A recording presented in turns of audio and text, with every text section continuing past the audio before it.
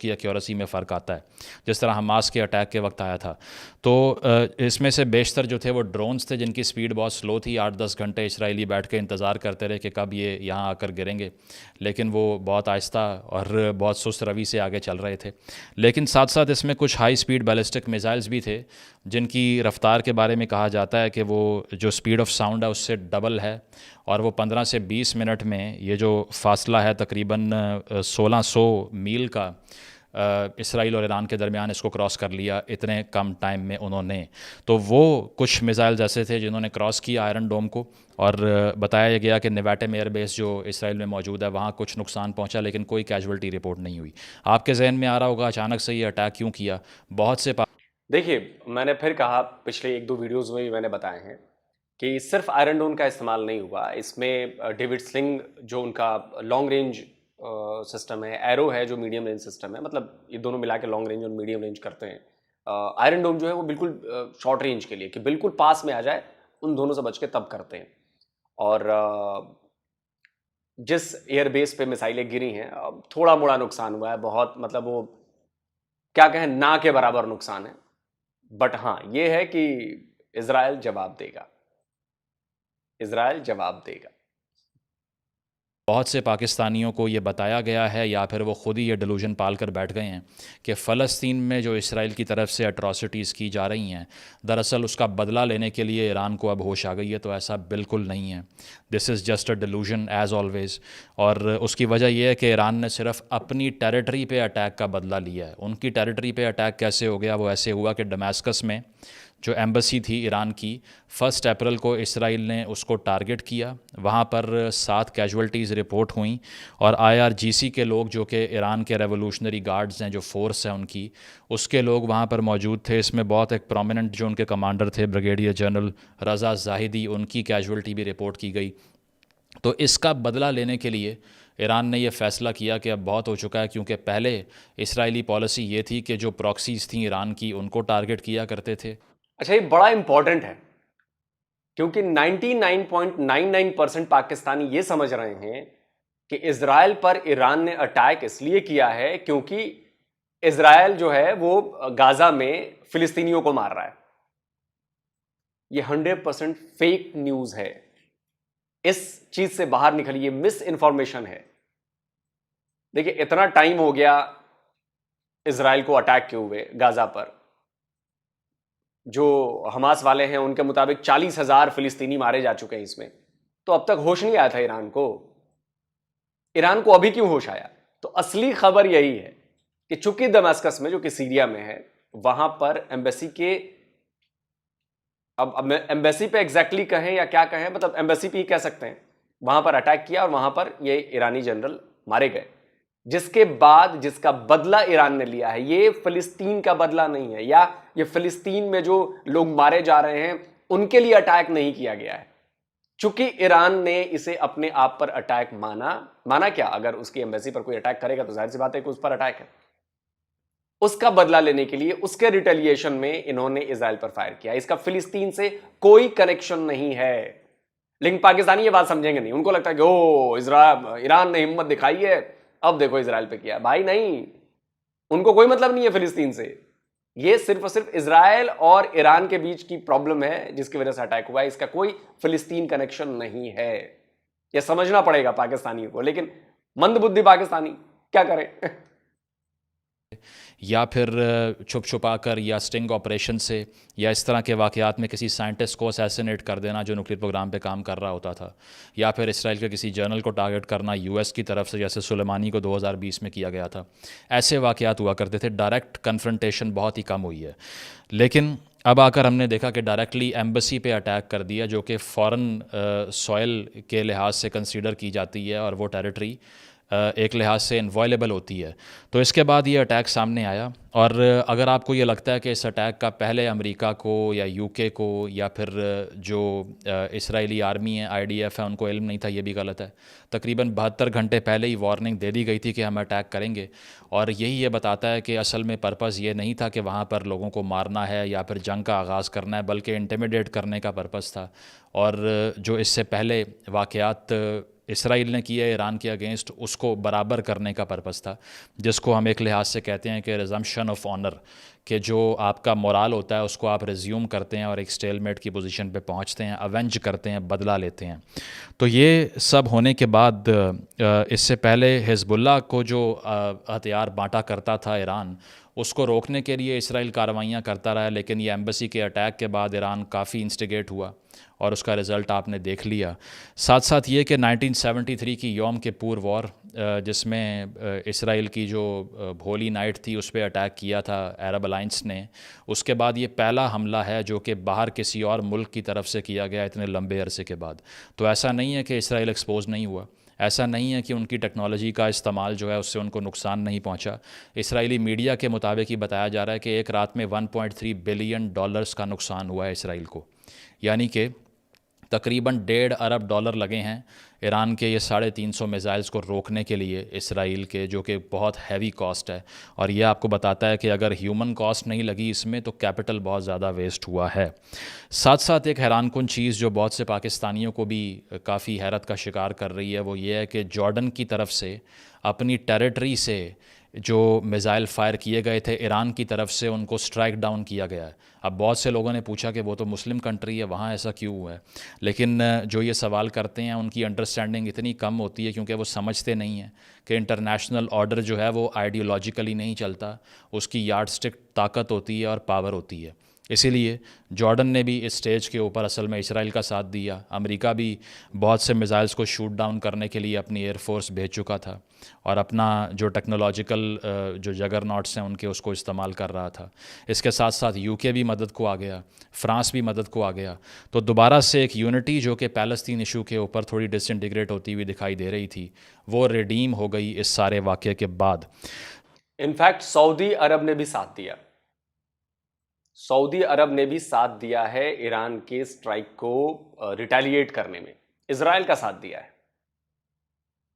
मैं फिर कहता हूं, पाकिस्तानीज बड़े मंदबुद्धि होते हैं, उनको लगता है कि वो भी मुसलमान हम भी मुसलमान तो हर चीज में साथ में। नहीं, यहां पर इस्लाम और मुसलमान सेकेंडरी चीज है। वो सबसे पहले देखते हैं कि हमारी कंट्री, हमारे देश के लिए क्या फायदेमंद है। और ईरान और सऊदी अरब तो वैसे ही आपको पता है, ठीक है अभी बीच में थोड़ा पैचअप करने का मामला हुआ था, लेकिन फिर से वो दूरियां तो है ही ना, दूरियां तो हैं, क्योंकि एक शिया मुल्क है एक सुन्नी मुल्क है। और ये शुरू से हम जानते हैं कि ईरान और सऊदी अरब में नहीं पड़ती आपस में। तो सऊदी अरब ने भी शूट डाउन करने में मदद की है इजराइल की।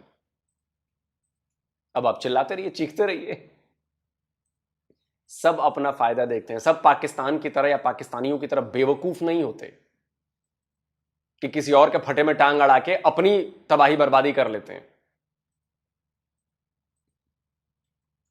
साथ साथ ये कि इससे पहले हमें मालूम है कि जो ईरान की प्रॉक्सीज़ हैं, जिसको एक्सेस ऑफ रेजिस्टेंस भी कहा जाता है, ये इसराइल के ख़िलाफ़ हमले तो करती रही हैं, इसराइल भी इनको रिस्पॉन्ड करता रहा है, लेकिन अब डायरेक्ट कन्फ्रंटेशन का जो ख़तरा है वो अनप्रेसिडेंटेड लेवल पे बढ़ चुका है।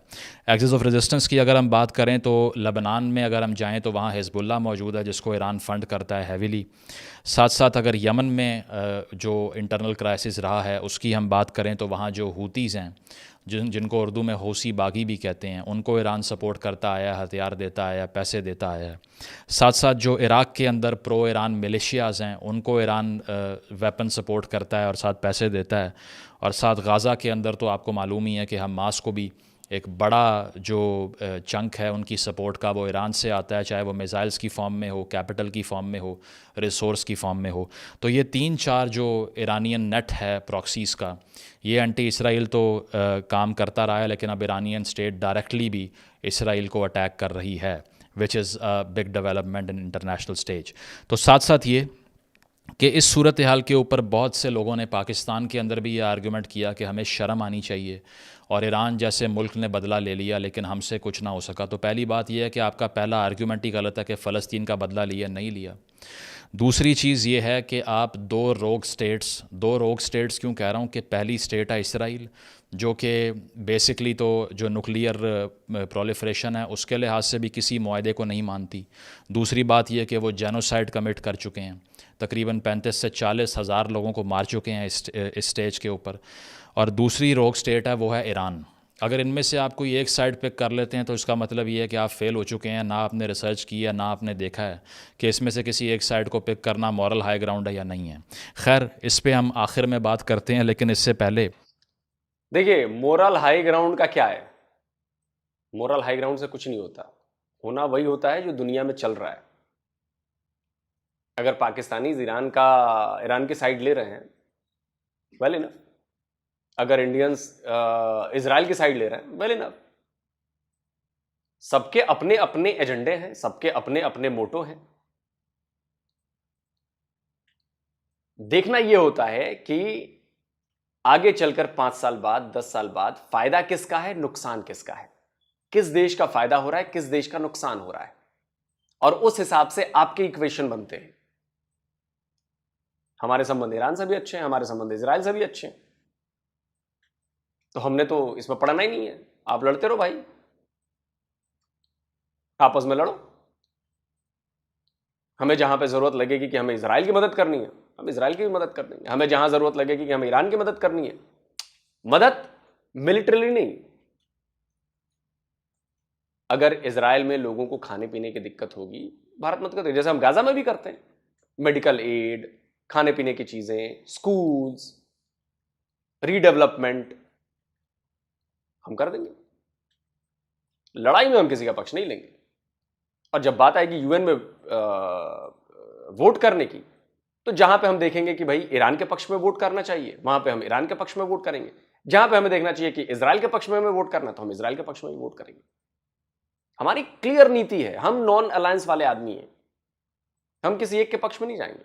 हम हमेशा वहां पे ह्यूमैनिटी देखेंगे, हम हमेशा वहां पे अपना फ्यूचर देखेंगे और अपने देश का फायदा देखेंगे। बाकी जाए भाड़।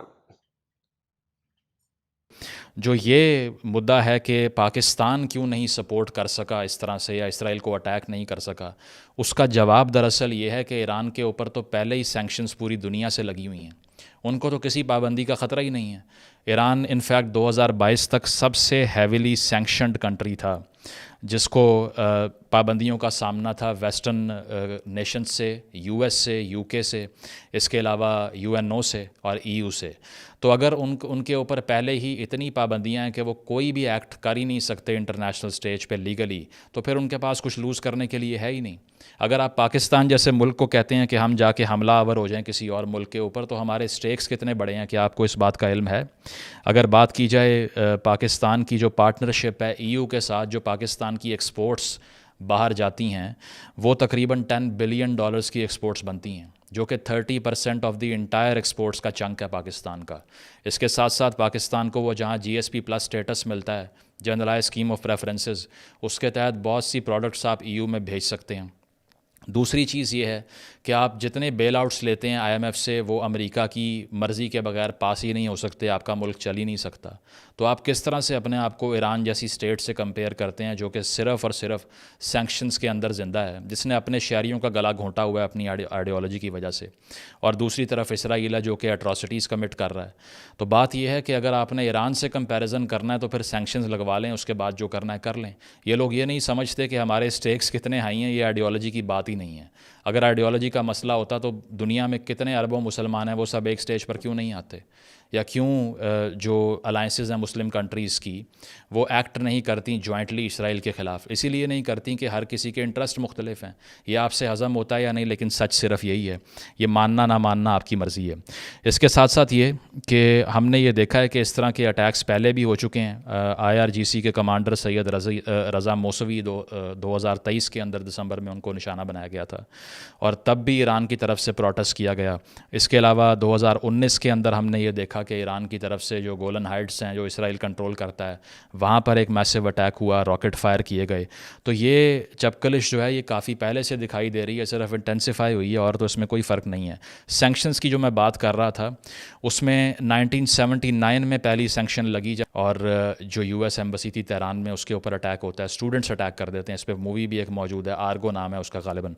साथ साथ ये कि 1995 में बिल क्लिंटन की तरफ से सैंक्शंस लगाई गई। 2018 के अंदर जो सैंक्शंस लगी उसमें मिसाइल प्रोग्राम को बैन किया गया, प्रोलिफरेशन को बैन किया गया, न्यूक्लियर प्रोग्राम को बैन किया गया। 2019 के अंदर ईरान से किसी भी किस्म की तेल ख़रीदने की परचेज़, ऑयल परचेज़ या फिर किसी भी किस्म की ट्रेड करने पे पाबंदी लगाई गई अमेरिका की तरफ से।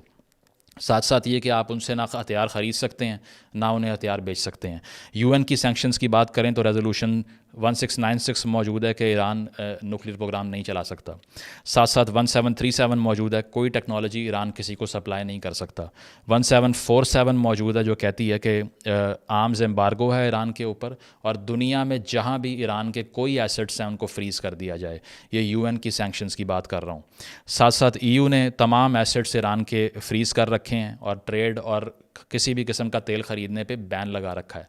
अब ये सारी सैंक्शन को देखते हुए क्या आप कंपेयर कर सकते हैं पाकिस्तान जैसी स्टेट के साथ ईरान को, जो कि इंटरनेशनल ऑर्डर का अब भी हिस्सा है, जो कि अब भी आईएमएफ के प्रोग्राम्स को मुकम्मल करना चाहता है, जो अब भी यूएन की तमाम रेजोल्यूशंस पे अमल करना चाहता है, करता है या नहीं वो और बात है। तो इंटरनेशनल ऑर्डर में रहने वाली एक रियासत का पहली बात यह है कि रोग स्टेट से कोई कंपैरिजन नहीं होता।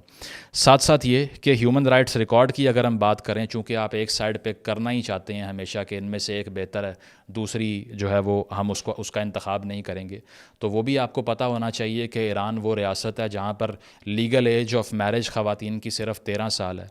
एक साल में तकरीबन 30,000 ख़वातीन की ऑन एवरेज शादी वहाँ पे 18 साल से कम उम्र की होती है। चाइल्ड ब्राइड्स का कल्चर ईरान ने प्रमोट किया हुआ है अपने मुल्क के अंदर। साथ साथ ये कि 2022 में मासा अमीनी वाले जो एहतजाज थे जिसको पुलिस कस्टडी में मारा गया, तकरीबन 582 अफराद को ईरान ने एग्जीक्यूट कर दिया प्रोटेस्ट करने के जुल्म में। इसके साथ साथ ये कि वहाँ पर फेस रिकग्निशन की टेक्नोलॉजी से सर्वेलेंस की जाती है। साथ साथ ये कि 300 लोगों को 2019 के एहतजाज करने के नतीजे में फांसी पे चढ़ा दिया गया कि आपने एहतजाज किया क्यों। यहाँ पर तो 9 मई को अभी रोया जा रहा है ना, जिसके ऊपर स्टेट डायरेक्टली किसी एक बंदे को भी अब तक मार नहीं सकी। ईरान के अंदर एक साल के अंदर 500-600 लोगों को फांसी पे चढ़ा देना सिर्फ इसलिए कि उन्होंने अपनी पॉलिटिकल ओपिनियन को असर्ट किया है, ये बहुत नॉर्मल काम हो चुका है। फिर भी अगर आपने सपोर्ट करना ज़रूर कीजिए। इसके अलावा 1988 का जो मैसेकर था वो तो अनप्रेसिडेंटेड है, जिसमें तकरीबन 25,000 लोगों को मार दिया था।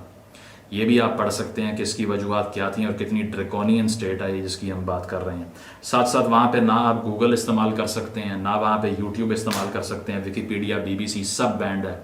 ख़वातीन मुल्क छोड़ने के लिए भी अपने खावन की परमिशन के बगैर जा नहीं सकती।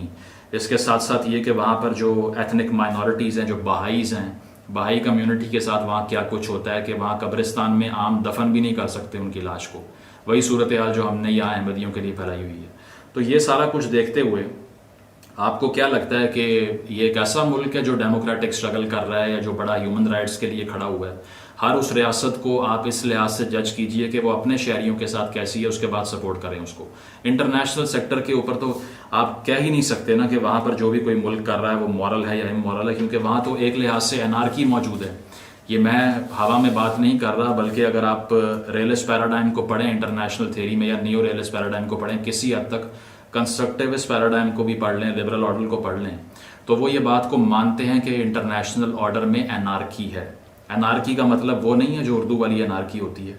इसका मतलब ये है कि इंटरनेशनल स्टेज के ऊपर the world lakhs a supreme authority, कि दुनिया में आलमी हुकूमत ऐसी कोई नहीं है जो कोई जुर्म करने के ऊपर आपको सैंक्शन कर देगी। अब आप यूएन की बात करेंगे तो वहाँ भी सिक्योरिटी काउंसिल सिर्फ 5 लोगों को रिकग्नाइज करती है, 5 कंट्रीज़ को। इसके अलावा किसी की कोई औकात नहीं है। कितनी सैंक्शंस की अपीलें की गई दुनिया की तरफ से, ब्राज़ील ने की और लोगों ने की। इसराइल के अगेंस्ट कुछ नहीं हो सका क्योंकि यूएस का वीटो मौजूद है। साथ साथ ये कि अगर हम ये देखें कि दुनिया में जो कोई कोर्ट्स का निज़ाम होता है, जुडिशल निज़ाम है, वहाँ पर भी आपको आईसीजे मिलती है, इंटरनेशनल कोर्ट ऑफ जस्टिस, जिसकी जो जुरिस्डिक्शन है वो असल में बाइंडिंग है ही नहीं। 2 ममालिक ने अगर अग्री किया फिर उनके ऊपर सैंक्शन लगेगी, अदरवाइज नहीं लगेगी। तो इसका मतलब ये है कि अनार्की तो मौजूद है। इस पे हांस मोर्गेंथो जो रियलिस्ट थेरिस्ट है, उसने कहा था कि international politics is a struggle for power which is universal in time and space. कि आलमी जो सियासत है वो सिर्फ और सिर्फ स्ट्रगल फॉर पावर है। मैकियावेली ने भी यही कहा कि दरअसल ह्यूमन नेचर ही डीपली फ्लॉड है और वो पावर के पीछे जाती है और वो ताकत का हसूल चाहती है और अखलाकियात को नहीं देखती। तो इसी का रिफ्लेक्शन आलमी निज़ाम हुकूमत भी है। कंस्ट्रक्टिविज़म भी यही है कि जो आप इंटरनेशनल ऑर्डर की अनार्की को बना लेंगे वो बन जाएगी। तो दरअसल ये सब्जेक्टिव अथॉरिटी है। पाकिस्तान क्यों चीन के अंदर होने वाली एट्रॉसिटीज़ पे बात नहीं कर सकता अगर ये सारी आइडियोलॉजी की बात हो रही है? इसीलिए कि वहाँ पर पावर एग्जिस्ट करती है हमारे लिए। इसीलिए हम कश्मीर पे तो रो लेते हैं लेकिन वहाँ की बात नहीं करते, यमन की बात नहीं करते जहाँ पे सऊदीज़ गिल्टी हैं, क्योंकि वहाँ भी हमें ताकत चाहिए। तो इसीलिए इस सारी गुफ्तगू का पर्पज़ ये है कि आप इस डिलूजन से निकलें कि हमने एक साइड पिक करनी है on the basis of faith, क्योंकि इसकी बेस के ऊपर इंटरनेशनली कोई कॉपरेट कर ही नहीं रहा। दूसरी चीज़ ये है कि गल्फ़ में होने वाली वॉर्स से गोइंग फॉरवर्ड हमें दूर रहना चाहिए। तीसरी चीज़ ये है कि अब मुमकिन तौर पे इसराइल भी इसको रिस्पॉन्ड करेगा। कहा यह जा रहा है कि शायद ऐसी टेरिटरीज़ जहाँ हिज़्बुल्लाह के ठिकाने मौजूद हैं वहाँ इसराइल अटैक करेगा, और आज भी उनकी वॉर कैबिनेट का इजलास हुआ है और वो सोच रहे हैं इस पर कि कैसे रिस्पॉन्ड करना है। अगर ऐसा होता है तो there could be a possibility of a full scale war between Iran and Israel in future, but we should stay away from everything that is being done in the Middle East, क्योंकि हमारे ये किसी interest में नहीं है। इससे पहले भी हमने, चाहे वो अफ़गान जंग हो या सऊदीज़ की तरफ से जो हमें जंग में बहुत दफ़ा झोंका गया, उसको सपोर्ट कर दिया, हमेशा नुकसान उठाया। तो पाकिस्तान का काम यह है कि इस वॉर के अंदर बिल्कुल न्यूट्रलिटी क्लेम करे, और साथ साथ जो इस मुल्क के अंदर जिंगोइस्टिक बैठे हुए हैं लोग जो वॉर को बड़ा सेलिब्रेट कर रहे हैं, उनसे सवाल करें कि 2 महीने पहले ईरान बुरा क्यों था, और अब आकर अगर आप ईरानियन स्टेट को बेहतर कह रहे हैं तो उसके अंदर इतनी फांसियाँ दी जा रही हैं जितनी सऊदी और इसराइल में भी नहीं दी जाती। तो क्या वो अपने शहरियों के लिए एक अच्छी रियासत है? ये सवाल ज़रूर करें और उसके बाद किसी को सपोर्ट करें। Thank you. तो दोस्तों वीडियो ख़त्म हो गया, और हमेशा की तरह जैसा मुझे उम्मीद थी, सैयद मुजम्मिल ने बिल्कुल टू द पॉइंट बात की है, लॉजिकल बात की है, और सबसे बड़ी बात पाकिस्तान के फायदे की बात की है। 2 चीजें इन्होंने बिल्कुल क्लियर करी। पहली कि इस लड़ाई को फेथ से मत जोड़िए, यानी कि रिलीजन से मत जोड़िए। ये लड़ाई रिलीजियस नहीं है, और अगर आप रिलीजियस जोड़ते हैं तो आप नुकसान में रहेंगे। दूसरा इन्होंने कहा कि इतिहास से सबक लीजिए, दूसरों की लड़ाइयों में आप टांग मत अड़ाइए, फड्डे में मत फंसिए, दूसरी की लड़ाइयों को अपनी लड़ाई मत बनाइए, पाकिस्तान का सोचिए। और ये दोनों बहुत अहम पॉइंट हैं। अगर पाकिस्तान को अपने आप को डेवलप करना है, पाकिस्तान को अपनी प्रॉब्लम से छुटकारा पाना है, तो पाकिस्तान को सिर्फ अपने पर फोकस करना होगा, ना कि इजराइल पे, ना कि फिलिस्तीन पे, ना कि मिडिल ईस्ट में, ना कि गल्फ में, बिल्कुल भी नहीं। और अगर अफगानिस्तान वाली या बाकी जो हैं वो गलती दोबारा करते हैं पाकिस्तानी, अगर इजराइल ईरान या इजराइल फिलिस्तीन के बीच में जो कुछ भी हो रहा है, हमास के बीच में जो कुछ भी हो रहा है, अगर उसमें पड़ते हैं तो इसका बहुत बड़ा खामियाजा पाकिस्तान को आने वाले भविष्य में भुगतना पड़ेगा। अब इसको आप चाहे इसको रिलीजियस ले लें कि हम कुछ भी हो जाए उससे क्या हुआ, हम सह लेंगे, सब कर लेंगे, इसको अक्लमंदी नहीं कहते हैं, इसको बेवकूफ़ी कहते हैं। और ये बात सैयद मुजम्मिल की बातों से आप लोगों को इस बात का एहसास हो गया होगा।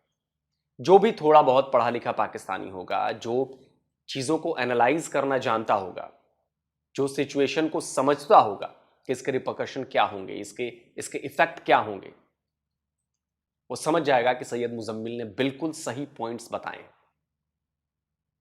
मैं एक इंडियन हूं, लेकिन मैं भी सैयद मुजम्मिल की बातों से अग्री करता हूं जो पाकिस्तान के लिए उन्होंने कही है, इस पूरे सिनेरियो के लिए।